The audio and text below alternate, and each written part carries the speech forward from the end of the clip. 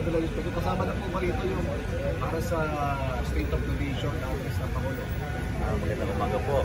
Kung ating ginagawa ay parte ng ating regular na aktibidades. Ito po ay palagi po natin ginagawa ang pag-inspect ng mga personnel ng Manila Police District Mobile Force Battalion.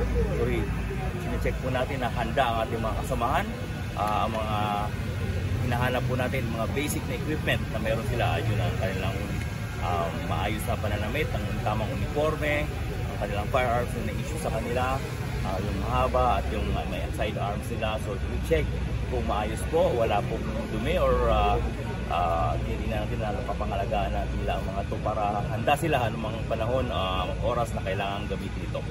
So pati rin po ang mga basic equipment na gamitan ng pulis, ang posas, flashlights, whistle, even first aid kits kung sakaling kailangan po silang ma-deploy doon ng mas matagal sa isang lugar. So ready po tayo. So may backpacks po sila ready for deployment. Ang ngayon pong mga tipong hanay dito sa District Mobile Force Battalion ay laging handa at pinapanatili natin malakas at maayos ang pangatawan ng ating mga kasamahan.